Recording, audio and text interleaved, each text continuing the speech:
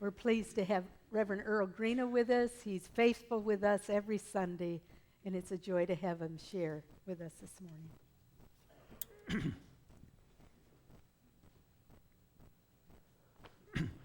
You're probably amazed that I'm able to stand up here. 25 years ago, last month, I stood here for the first time. And some of you were here then, and some of you were not, but I'm glad you're here today. Ordinarily, I'd be preaching in Estonia this morning, and I prepared a sermon in Russian and Estonian, and I don't know which one to use this morning. If I had an interpreter, I wouldn't try it anyway.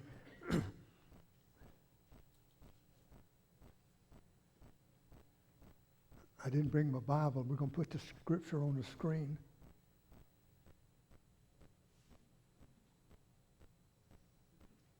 Can you read that?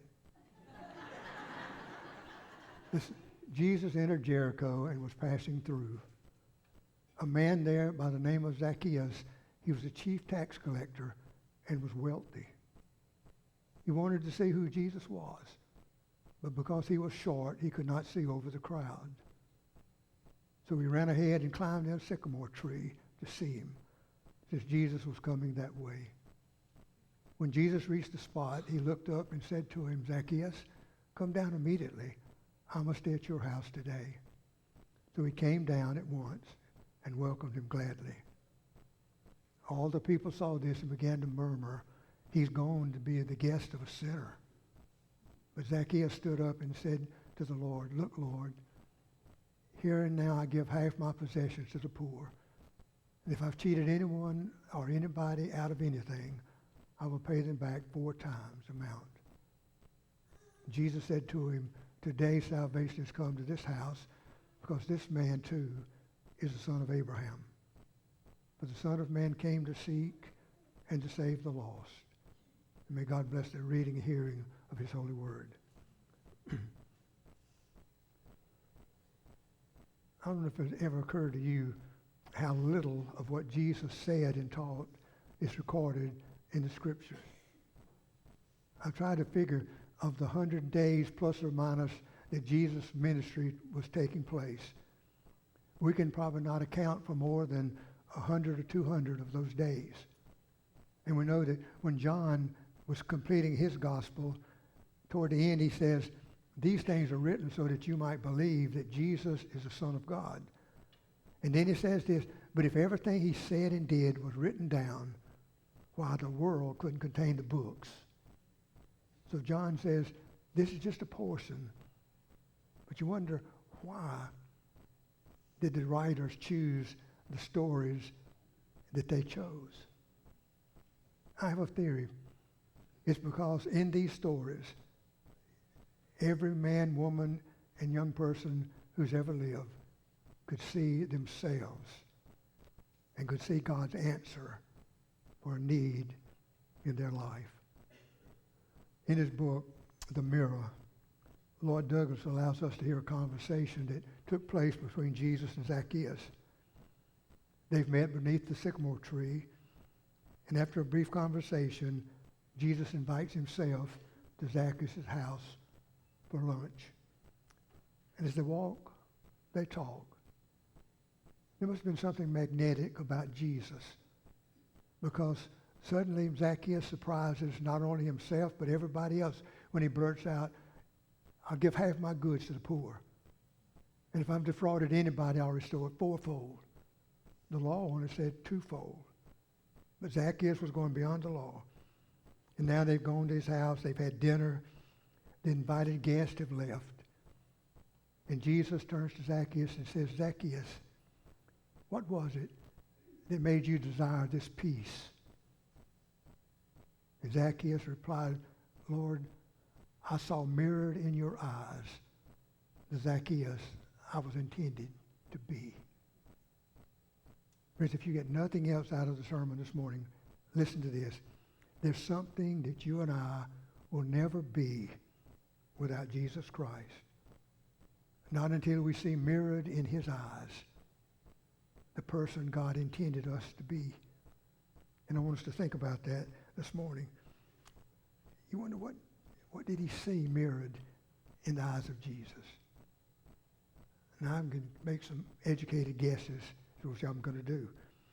I think he saw the truth that even though he had lost his way, he belonged to God.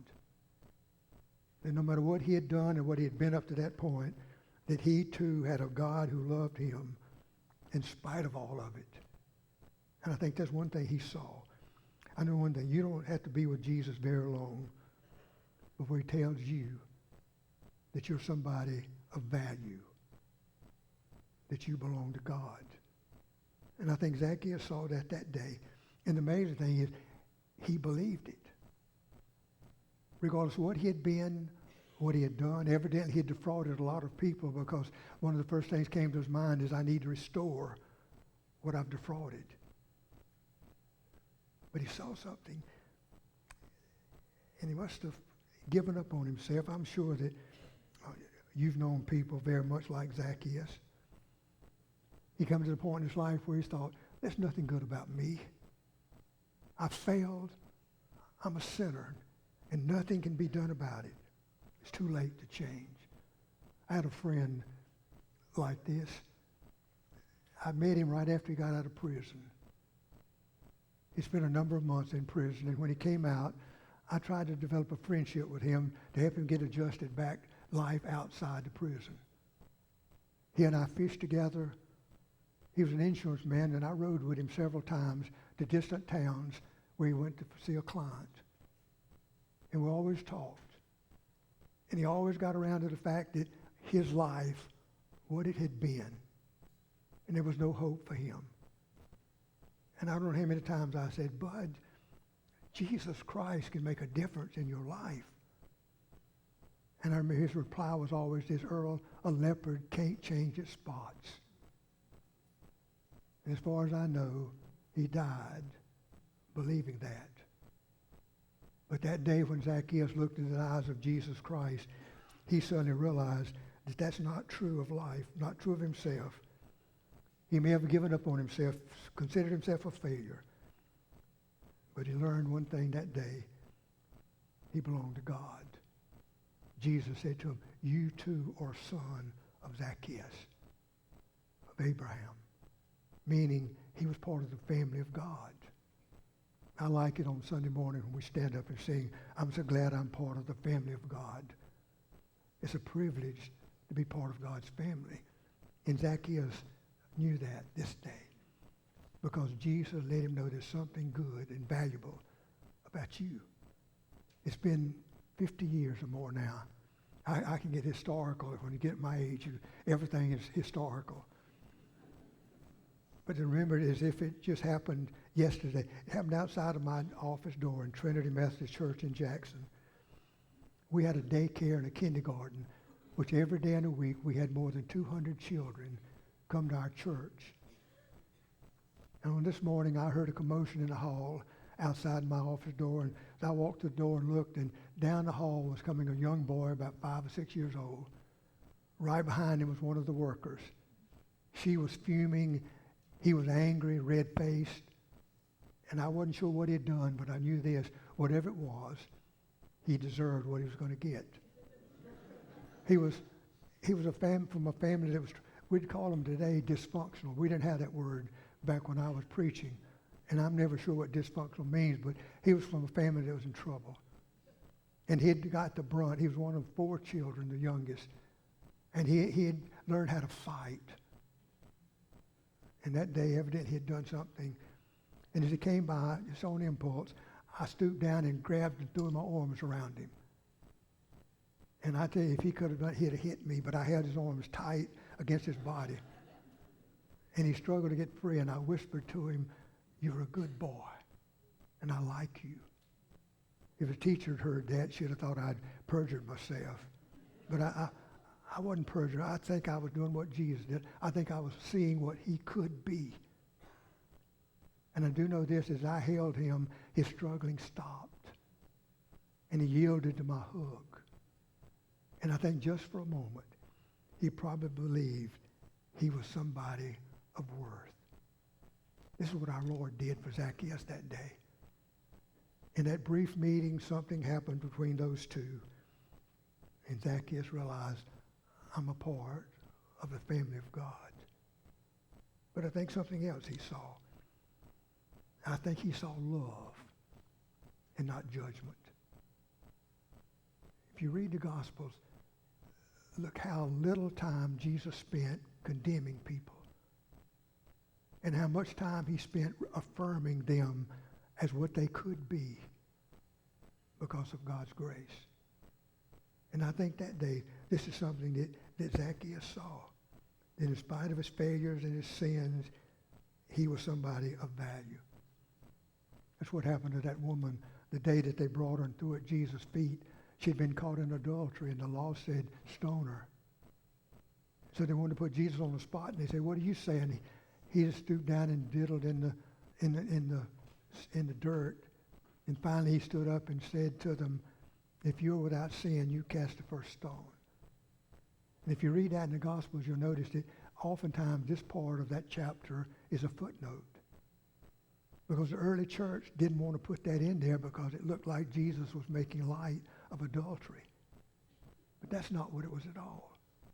Jesus was affirming what she could be, the forgiving grace of God. And he said, I don't condemn you. Go and sin no more. And I think every person Jesus met then and now, he challenges us, stop your sinning. Live a life of victory through Christ.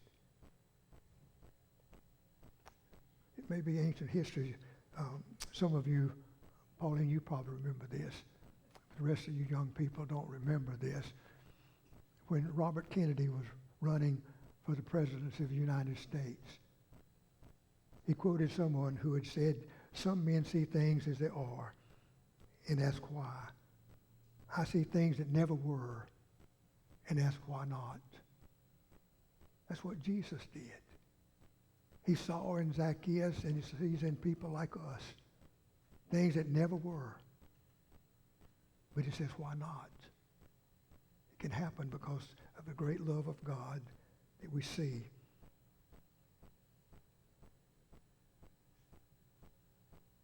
One day I was at a Lions Club, and I sat at a table with 8 or 9 men every Tuesday when we went to Lions Club. None of them were members of my church. I don't know if I chose that on purpose or not, but they were all good folks. But one day, someone had brought up an idea about a preacher who had fallen from grace. And I thought they was going to start on me, but they didn't. But they got to talking about what ought to happen and how you deal with sinners in the church. One guy said, it's time we purge the church of sinners. Really? I thought, fella, if you just knew what you said. Another said, we ought not let sinners in the church. And you know, there are people in our churches who believe that kind of stuff. I'm glad that wasn't the way Jesus handled it. But they got to talking about a preacher in Florida who had called a woman into his church, and he told her, said, I don't want you coming back to this church anymore. You're nothing but a prostitute. And they all agreed, boy, that's the way we ought to do it. Well, they didn't like too much, I think, what I said. But that's one way to deal with it. But that's not the way Jesus dealt with it. Jesus always saw the possibilities. And to the worst type of people on earth, he said, you don't have to be like you are.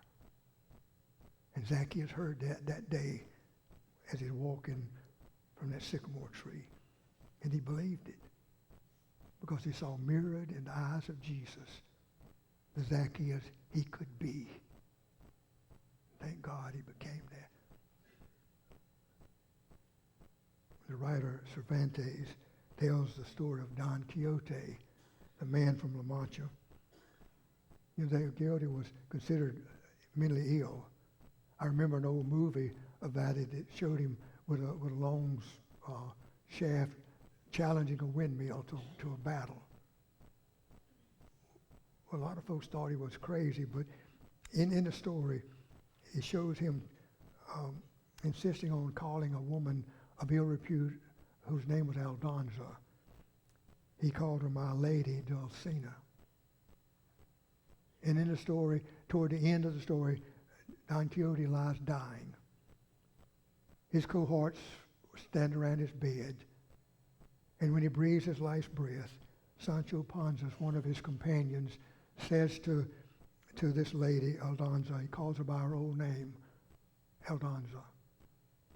And softly she says, my name is Dulcinea. People who saw Zacchaeus walking with Jesus would say, there goes old Zacchaeus, the sinner. And Zacchaeus could say, my name is child of God. Because he saw mirrored in Jesus' eyes who he was. We're going to guess why he was that sycamore tree. I think that he was like so many others. He felt he was through with God. He had set his goals and gotten wealthy beyond his dreams. And yet there was something missing. Something that wealth could not satisfy, and a discontent that success had not helped. And then he discovered that God was not through with him. He might have written God off, but God hadn't written him off. Because there comes Jesus. And Zacchaeus is in the right place at the right time. And to look into those eyes of the Son of God. And when Zacchaeus looked in those eyes, he discovered there's no escaping God. And there's no reason, no sane reason to try. And yet still there are folks who are running from God. But he saw it. His soul knew it. I belong to the Father. Several years ago, Bill and Gloria Gaither wrote a song entitled Since Jesus Passed By. You may remember the song. It begins with letting us follow behind Jesus as he walks across the streets and valleys of Galilee. And as you walk up ahead, leaning against a tree, is a crutch where some crippled man had discarded it when Jesus passed by and said, stand up and walk.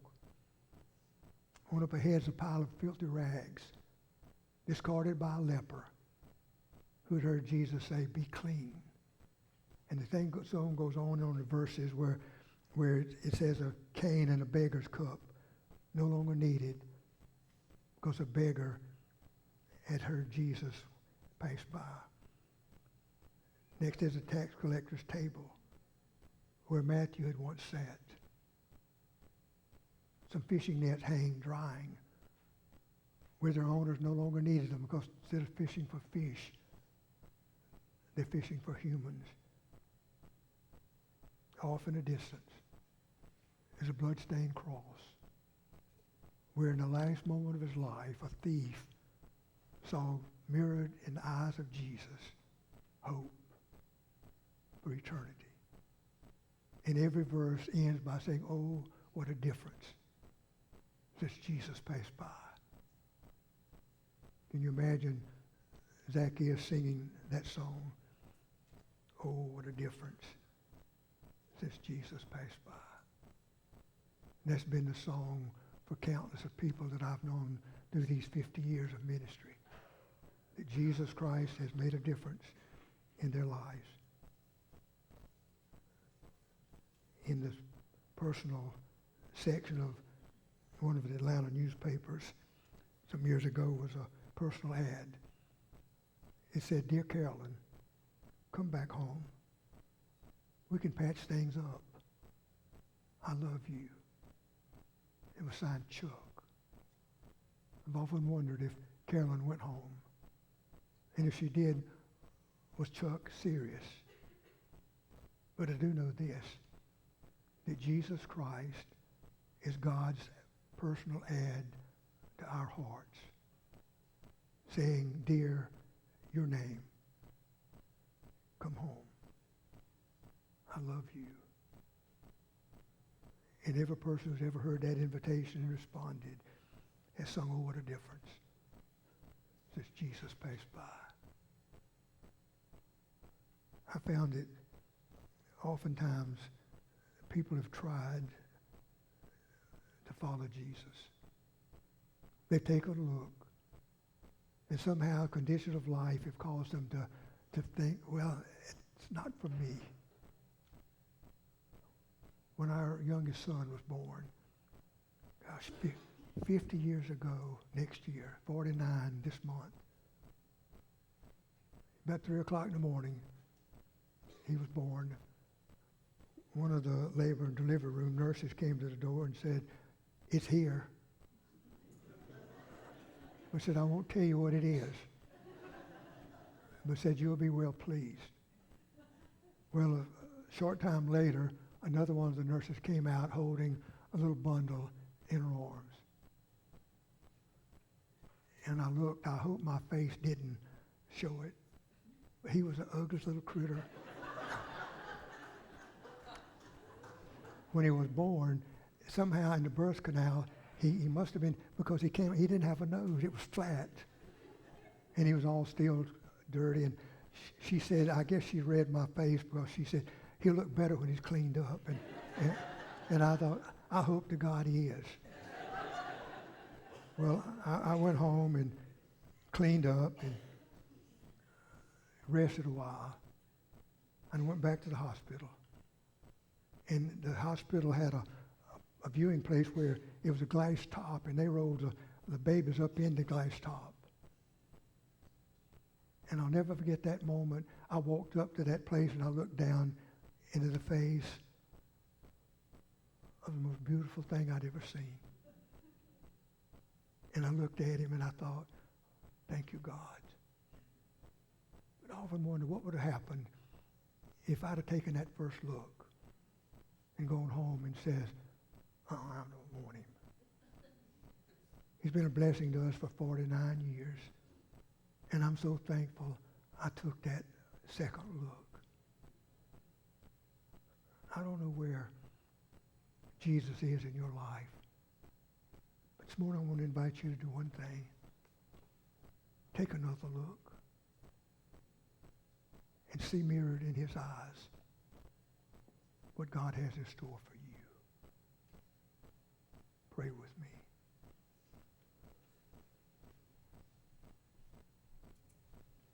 Father, it's with grateful hearts that we thank you for the gift of Jesus. And help us understand what a marvelous Savior he is. And how he looks at our lives, and no matter what we've made of them, no matter what we've done, he says you don't have to be that way. I can make you a child of God, a member of the family. So help us look for the second time or the 100th or 1,000th time to see what we see mirrored in his eyes. And we give you thanks and praise in his name.